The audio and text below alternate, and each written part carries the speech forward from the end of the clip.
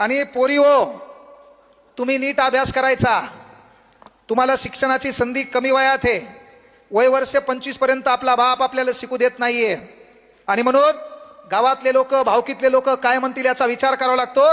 त्या काळात आपण शिक्षण घ्यायचं. जर आपण शिक्षण घेतलं नाही तर मग बाप तुला लग्नात सिलाई मशीन देतो. सिलाई मशीन लग्नामध्ये, हुंड्यात. आणि मग तू हा नवरा शेतात कामाला जाणार. मग तू हा दिवसा काय चल द्यायचं? खटाड खुटूड खटाड खुटूड खटाड खुटूड.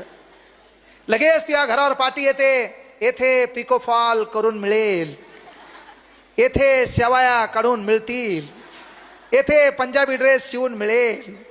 आणि नाहीच काय झालं तर मग ब्युटी पार्लर. पेशंट कमी, तूच पेशंट. 12 वाजता येगळी दिसू लागली, 12 नंतर येगळी दिसायला लागली. वांदे येत ना आपले. तर आपलं काम आहे, आपल्या बापाचं अस्तित्व आपल्याला बदलायचंय. पोरिओ, 11वी 12वीला असणाऱ्या विशेषतः मुलींना विनंती आहे. पुण्याकडे मॅटर घडलं. एक पोरगी महाराष्ट्रात झालेल्या MPSC मध्ये RFO पोस्टला 5व्या रँकला येते. Range forest officer. वनज क्षेत्रपाल नावाची परीक्षा आहे. महाराष्ट्रातले कोटी लोक परीक्षा देतात. त्या परीक्षेमध्ये ती पोरगी महाराष्ट्रामध्ये 5व्या रँकवर पास होते.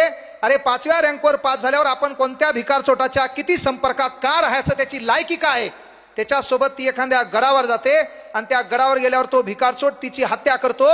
याचं काम आपल्याला समजायला पाहिजे. आपल्यावर आपल्या बापापेक्षा या जगात कोणी प्रेम करत नाही. त्या बापाचा सन्मान आपल्याला जागवायचा आहे. त्या बापानं किती मोठं स्वप्न पाहिलं असेल.